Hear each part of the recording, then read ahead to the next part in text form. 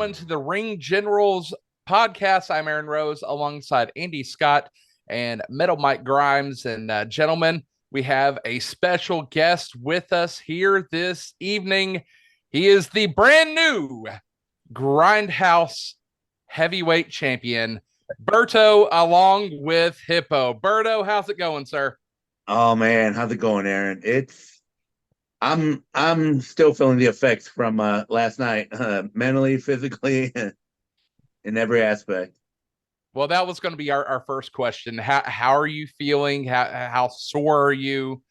And has any word gotten back to you about Clayton? Is he how down is he after that? How do I feel? I am sore. I am not gonna lie. I am still sore. As a matter of fact, it took me a couple hours to finally decompress, went to bed, and then in the middle of the night I woke up with my legs cramping, Oh So gosh. then I had to stay up for a little while longer and then went back to bed. But yeah, I'm still sore, not as sore as, in the beginning, but it's wearing off. But Clayton, I have not heard or seen anything of him. Okay. You know, uh, licking his wounds. Maybe. Or he I'll ran tell like you he what, always I did, like a hope chicken. so. I really do. I hope he is. I mean, I did hear Clayton say that he'd been champ almost 2 years. yes. How long have you guys been in the program? We have been together with this for it would have been 2 years in July. So Okay. just a little under 2 years. Okay, Just a little under. that's a long program, so it was nice that it went the way it did and it paid off in the end. So that was one of the better programs I've seen in a long time. And And I have to ask real quick, who put together that awesome package before your all's match last night? that was Michael Melkor. Wow. He Yeah. is incredible. I mean, just the sequence with the video along with the clips that he did, especially with the final uh oomph of the song with the chair shot. I mean, and then going into the breakdown, that just had to take so much time, and for him to do it for us, just to put us over and just for him to share, I was like, wow. I mean, that just more or less told our story in an awesome way, from beginning to finish. Very masterful piece of work going into that for sure. But let's talk about last night, Andy and Mike. Last night was Grindhouse Rise. We saw our big main event with Berto and Clayton Cannon, and guys, I want to get an aspect of what it felt like. The atmosphere from you all. You're at Grindhouse every show.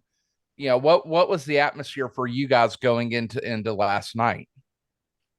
Oh, It was well, amazing watching the fan reaction over the last 2 years. Every time they did something, when the bullying aspect with Clayton towards Berto, when he would treat him like trash, and Berto would look at him and give him that look like it's coming. Mm-hmm. And when it got there last night in that cage, it came.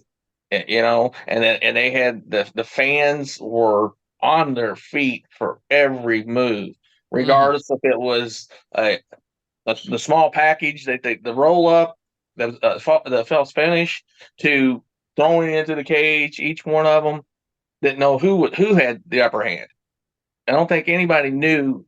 I mean, yeah, they knew they kind of thought Berto was going to get it, but there were points where you did not know what the end of that match was going to be. Oh yeah, yeah. The catch into the catatonic, or what do you like to call it, Berto? I don't know. I'm still messing with that. I'm Hippo Slam or the Yeah. Hippotonic, but I don't know. I think I'm favoring more towards the I Hippo like Slam. I like the Hippotonic. I think Wildcat Chris Harris will be proud of that one. Yeah, Yeah. okay. Yeah, because I'm like, man, I don't want to step on any toes, but then I was like, okay, I kind of like it. It has a good little ring. I like that. I and one like of that the for sure. One of the best things about all this was fan driven. This was a ground. Oh yeah.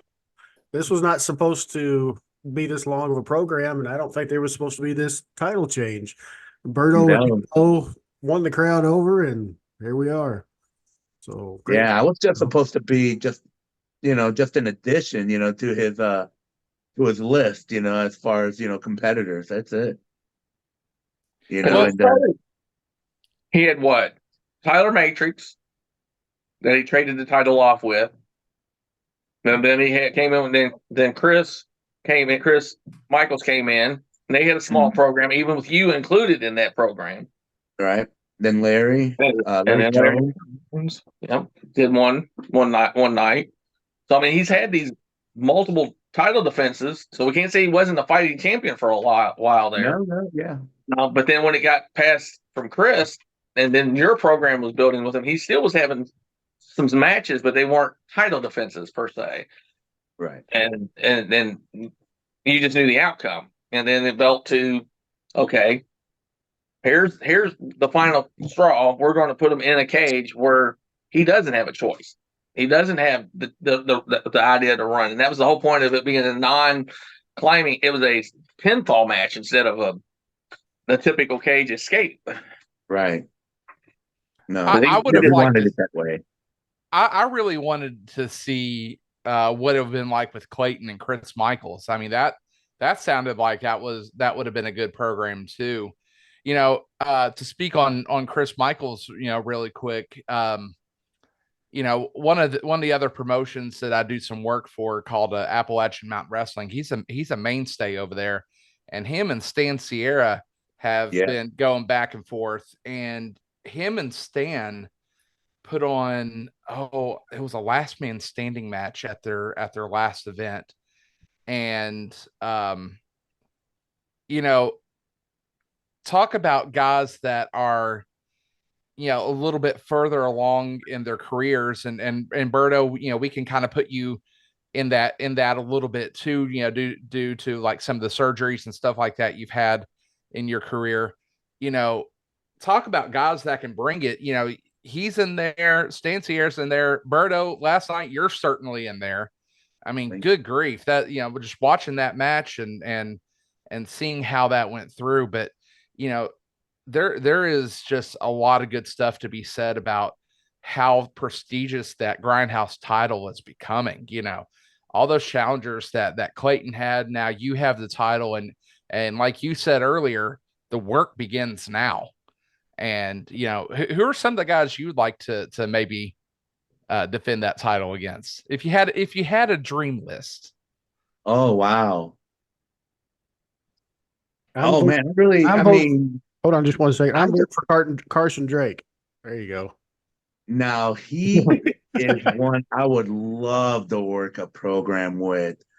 I know we did a match in EWA in Frankfurt, I was there. And that was awesome. Yeah.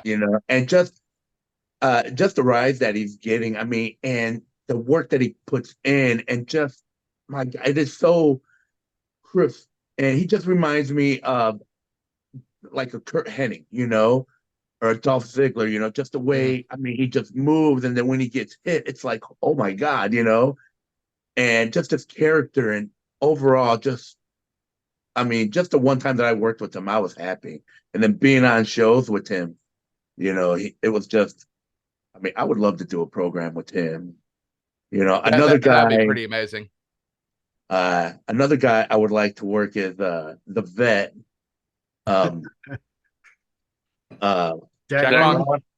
I'm sorry. Jack Vaughn. Yes. I mean, I've always pictured me meeting him, and as soon as we just shake hands, I just flap my leg. Then when I go up and down, it's just yeah, that's it. I mean, I would love to work a segment with him. Gigi Jacobs, he's one I would like to work with. I think we could make some beautiful music as well. And I mean, God, that's just just off the top of my head, with what, just a little 24 hours with the belt, Right. But yeah, I mean, I can see me doing some good good work with those guys. One follow up on that match. It was a cage match for anybody who doesn't know. You don't see many cage matches in indie wrestling anymore because they're so cumbersome to put up and just take so much time.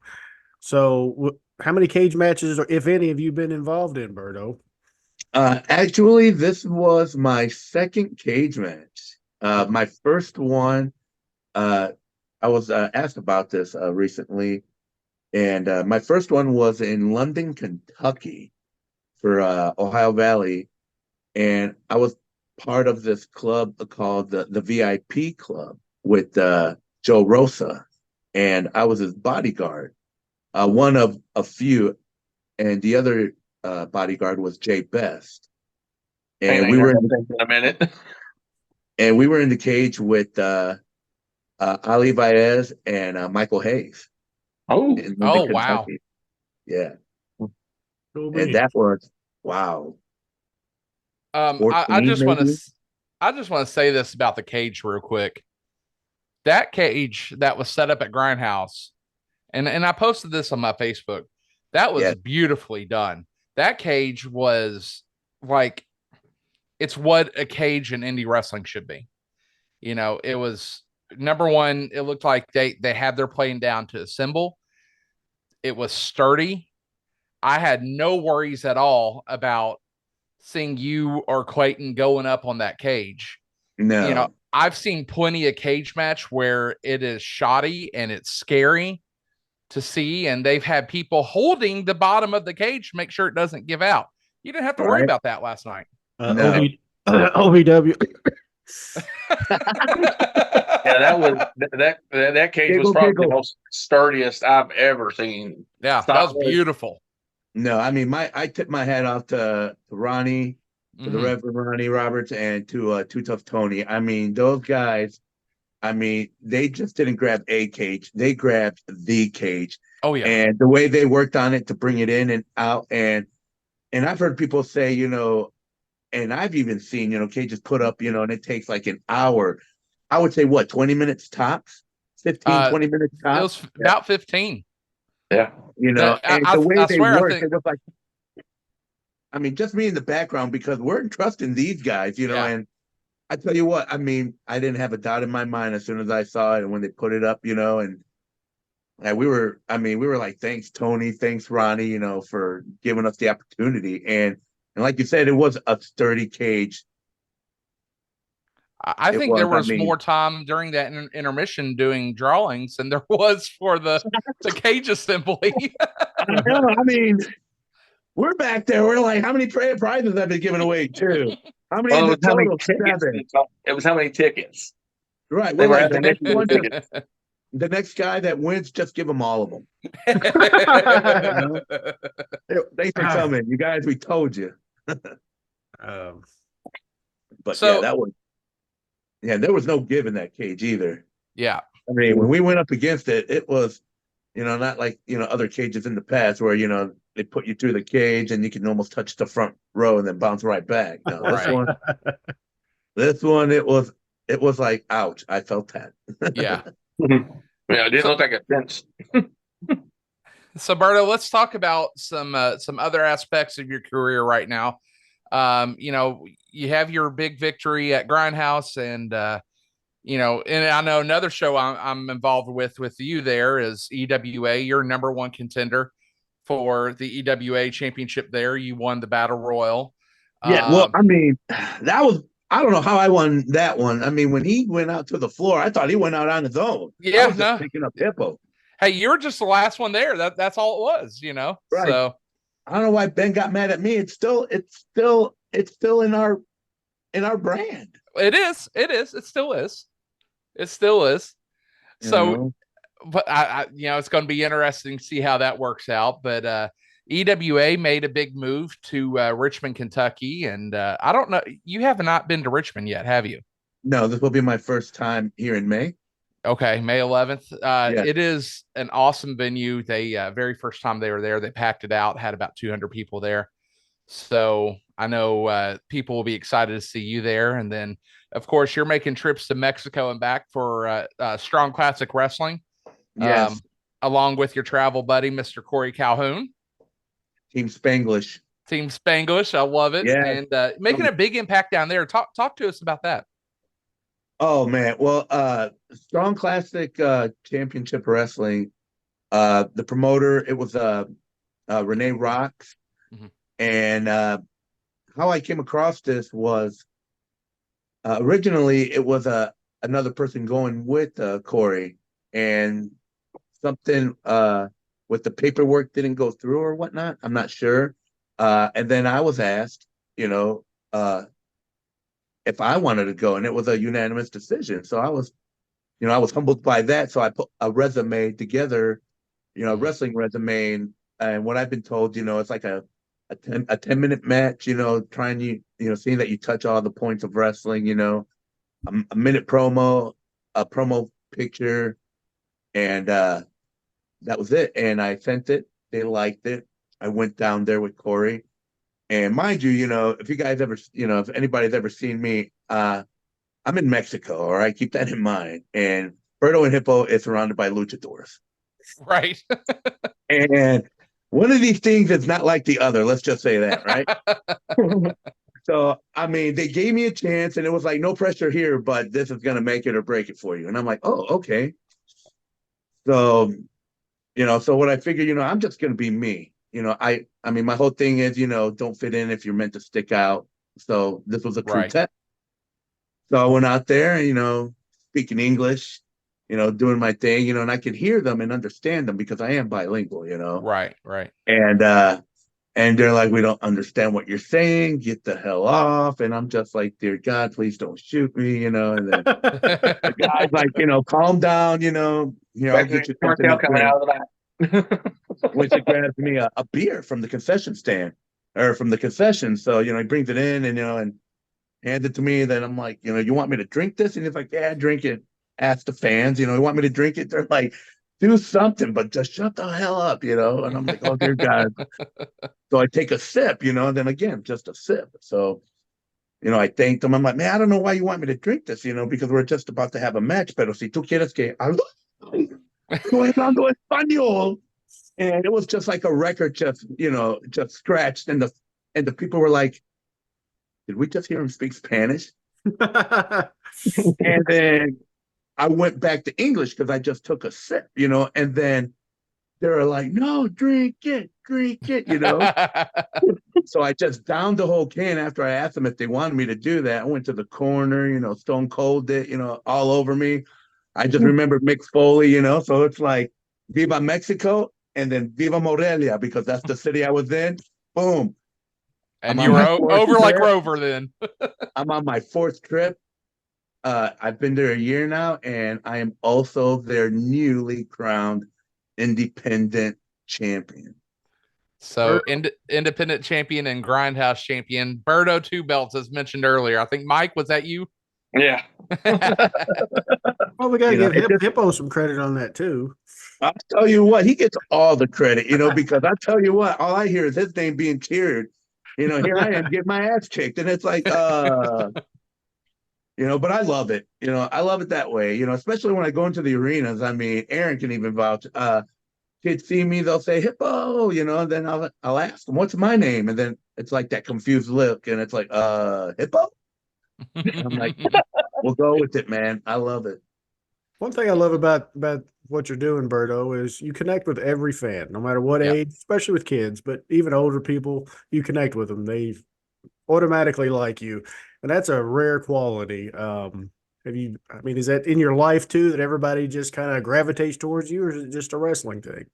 I'm just me, I don't know how to explain it. I really don't have a lot of enemies, I'm just me. I keep it real, and Berto is a lot like Roberto, it's just, turned up really, and it's, then after, just seeing my parents pass, my sister pass, it's just like, life's too short, why be down, why be crabby, why be moody, just have fun, leave it. I mean, I just don't know how to explain it. It's just, I just want to try and be everybody's friend and not be that annoying guy at the same time, Did you hear that, Mike?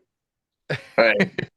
Who's the social You know, butterfly? but yeah, I mean, but if I'm not, meshing with somebody, yeah, I'll back off, hey, to each his own, vaya con Dios, good luck to you. But, I just try to be me.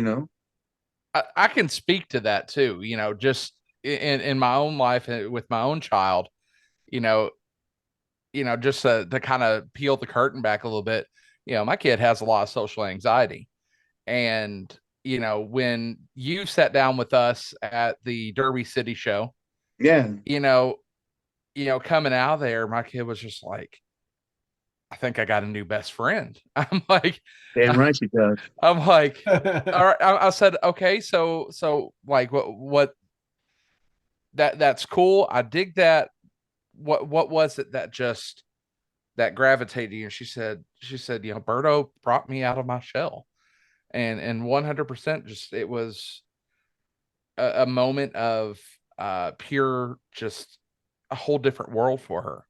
So, and she thanks you for that for, forever on end. That's because That's that was awesome. a turning point for her. It really was. It's And pretty I awesome. knew that. And I'm just me, Yeah. I just want to be me, and if that's what's working, then, I love it. I mean, you didn't do anything special at that show. It was just conversation. That's all it was. You So, know, there is a natural gravitation that people have toward you for sure. and then it's funny that you say that too, because uh going back to Mexico, what got me uh nominated for that was like I said, Corey, he told me, and I love the guy. He's my little brother, not just, and I just don't say that, about anybody, I mean, those are some strong words. And then just to have him pick me out of so many, to travel with him to Mexico. And the only reason was because he remembered how I treated him when he first came to OVW.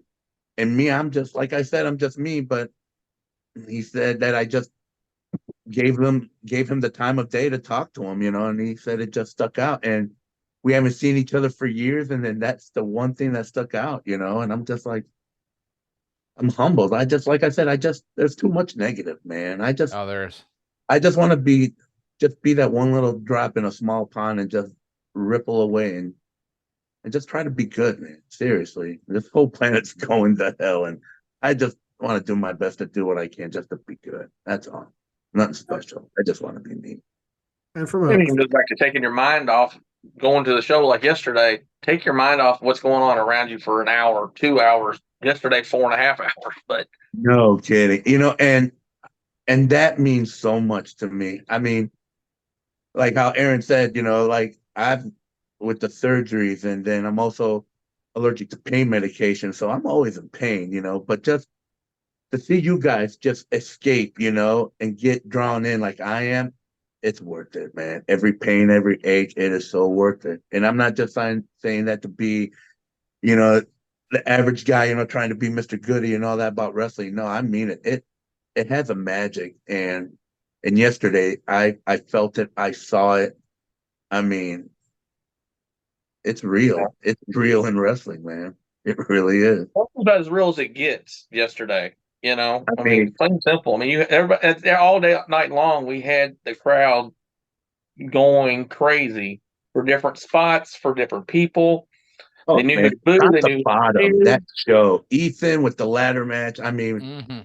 kudos to him too. I mean, I got to give it up for that guy. He has been, I mean, overcoming, adversity. And then here recently, some people were picking on him on a post. I would love to come across one of them guys, come out of their mom's basement, stop playing, Mortal Kombat and eating Cheetos, and get in the ring and see what this guy does, But well, a hell of sorry. a guy, man. Ethan Heyer. I mean, there's no limit. I mean, once he gets to the stars, what's next? That's what Right. it's going to be with him.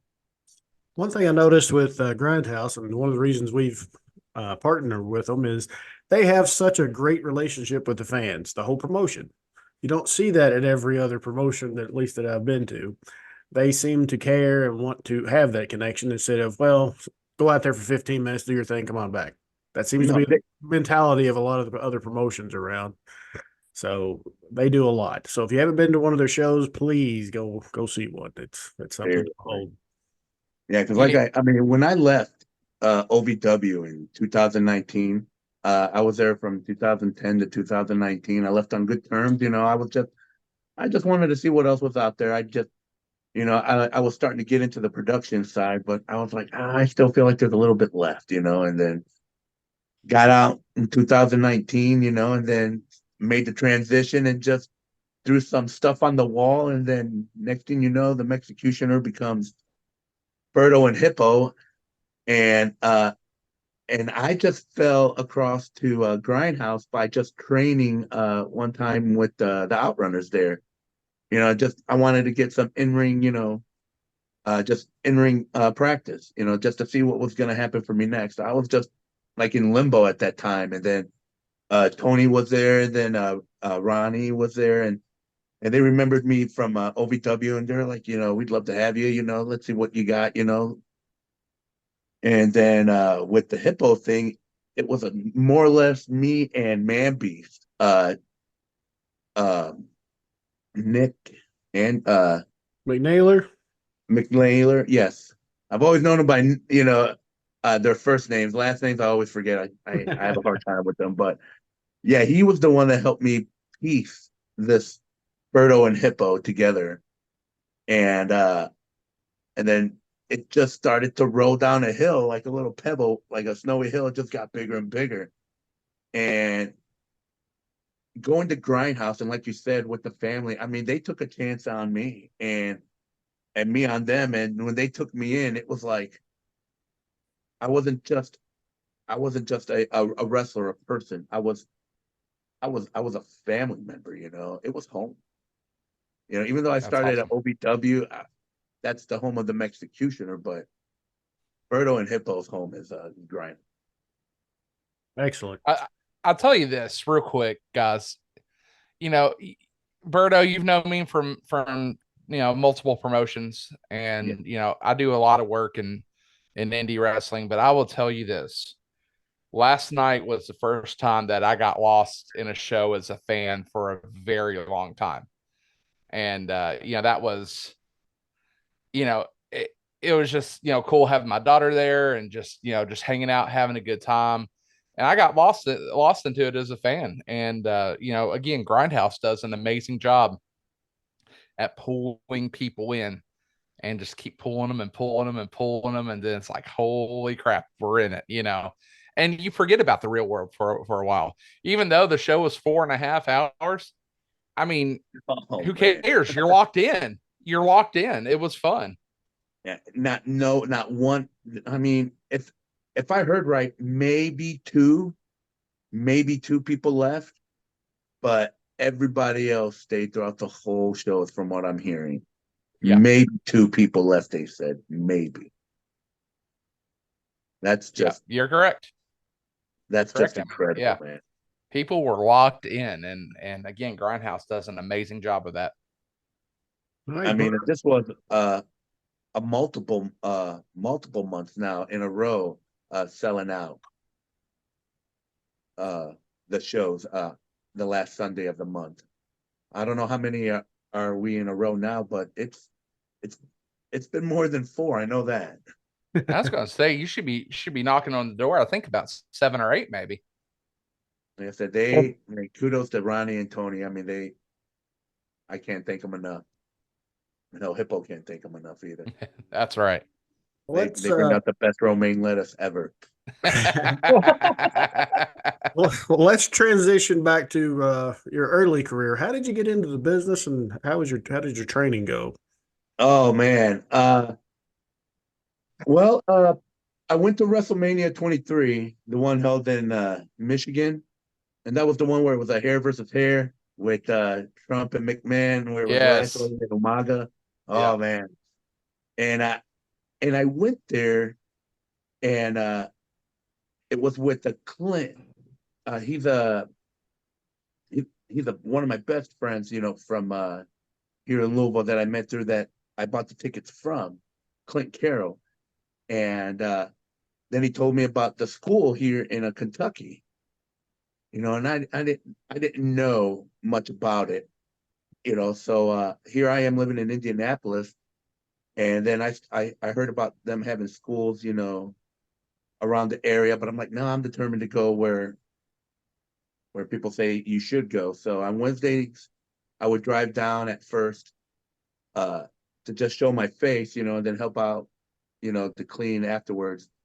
And the reason I did this at first was I didn't have the means financially, and then when I did, I had multiple surgeries, so it was for like a year and a half. It was like I'm gonna go, then boom, a setback. I'm gonna go, boom, a setback, and then finally, it just lined up in late 2011, 2012 to where I could come, and I did.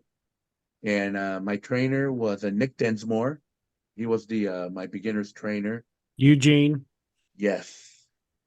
Kind of makes sense with Berto and Hippo, huh? I see a tag team in the future. Yeah, we did. Okay. We'll do one again. But yeah, he was my the beginner's trainer, and I remember the first day. I would say maybe halfway through calisthenics, and mind you, I've this is a complete different regiment, that I've ever been used to. So yeah, I went to the bathroom and I thought I was gonna die because I started throwing up. Because the training for wrestling is like no other, and here I'm just an amateur power lifter, coming in, I do, 5Ks here and there, I'm thinking, oh, I could do this. No, it took some time to get into a different kind of ring shape. But I did that. And then from there, I went to the intermediate class, and that was taught by Al Snow. Also, at that time when I was there, TNA was a developmental. So we had Al Snow there. We had, trying to think of his name, Brad.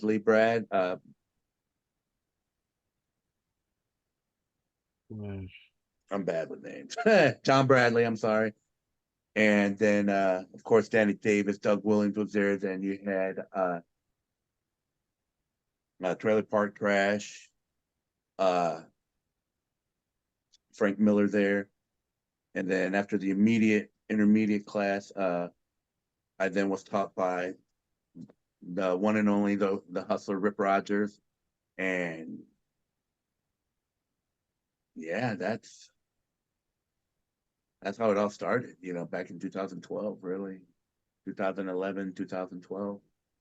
And my early memories for me was WrestleMania 3. I remember being at my best friend's house and just waiting for Andre the Giant and Hulk Hogan, and then finally seeing them get, toted into little miniature rings and everything.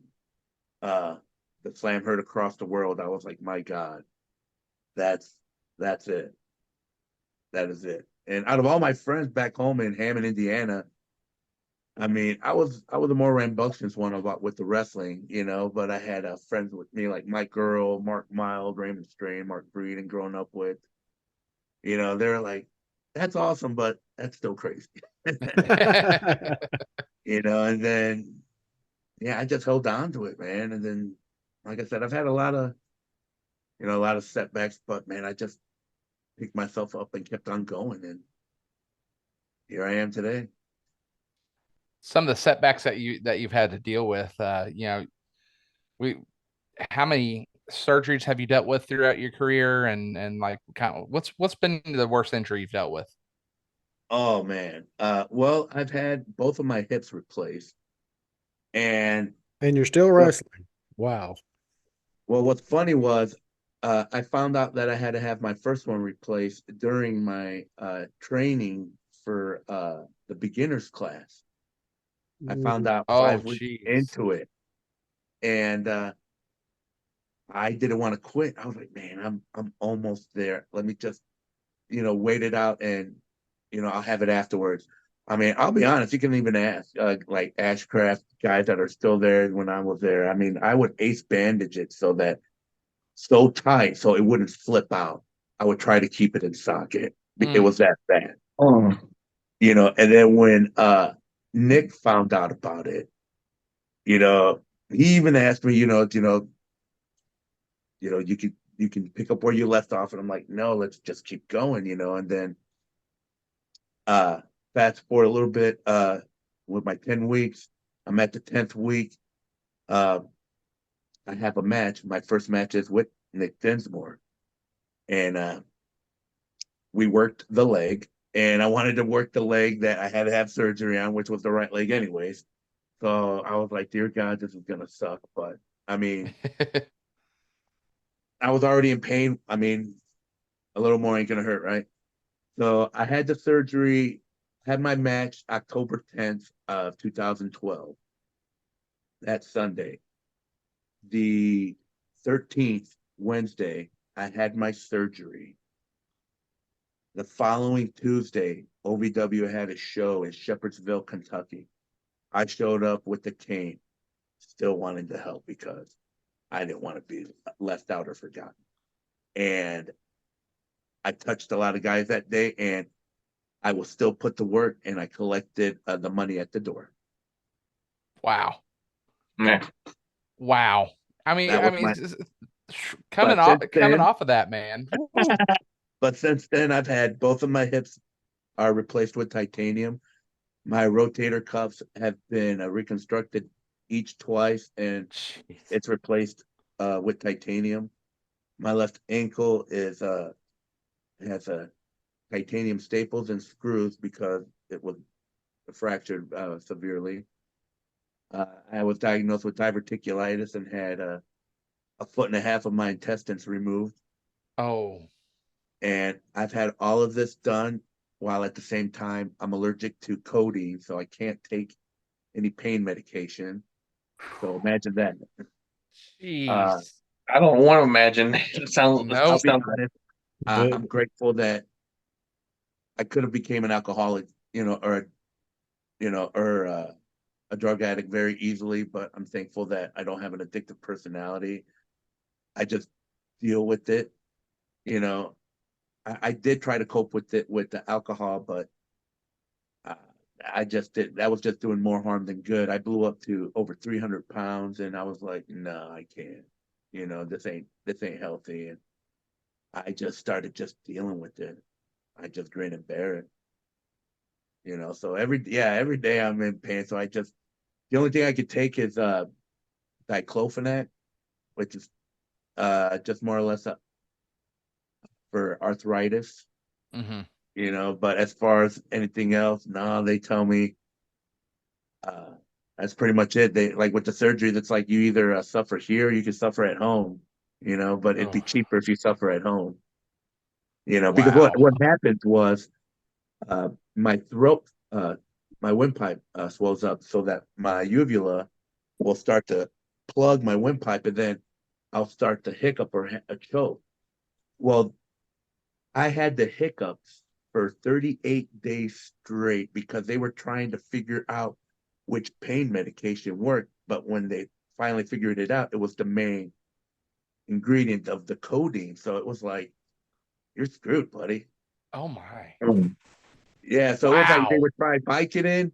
I go back, a few days later, they're like, okay, try this. Okay, try this. And so for 38 days, I had the hiccups. But like I said, when it would try to plug my windpipe, I'm choking. So I'd have to have somebody with me. So like in my sleep, if I start to choke, I had a friend of mine, wake me up.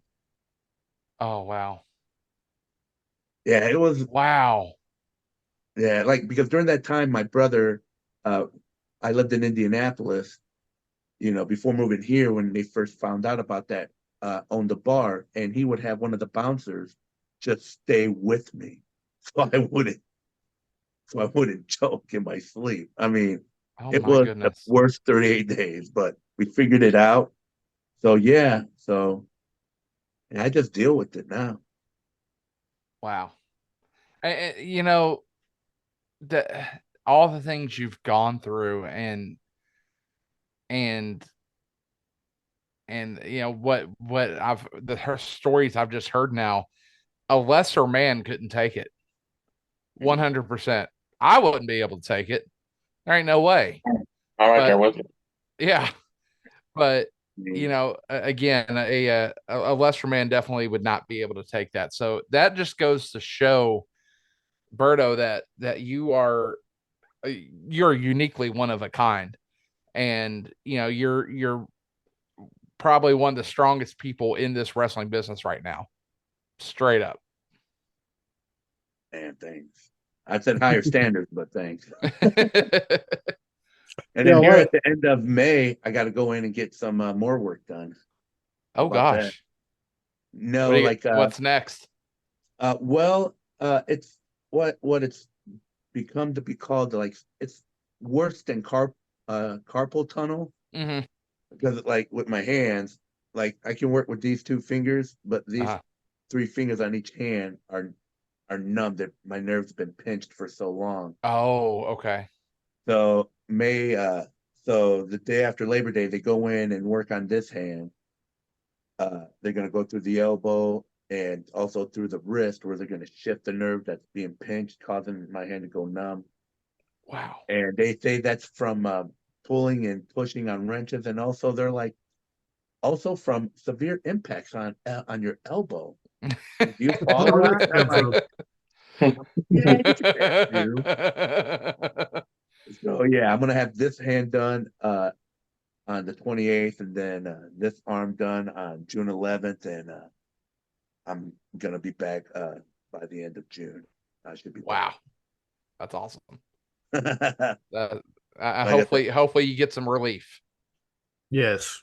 Yeah, I mean, I don't know what's all it's gonna entail. They said it's more or less the surgery is not so much that's bad. It's just the muscle memory to regain that from my fingers. Okay. Because like I said, now I've only been dealing with my index and thumb for the last few months. Oh Lord. All right, guys, we're gonna have to call this the stopping point. Berto, it's great chatting with you. Maybe we can have you again on. I have you on again sometime if I can. Yeah, I'd love that. All right, I'd love it's to. been I didn't fun, even guys. know. I'm sorry if we didn't get to a lot of questions. I know we took a lot on some of the other topics, but yeah, I'd love to come back. Okay. And congratulations on being the Grindhouse Pro Wrestling Heavyweight Champ, man. You deserve it, and it was a good moment for everybody. Thank you, guys. We'll see you guys again soon. All right, well, guys, that will do it from here for the Ring Generals podcast, and for Andy Scott and Metal Mike, and special thanks to our guest Berto. I'm Aaron, and we'll see you next time.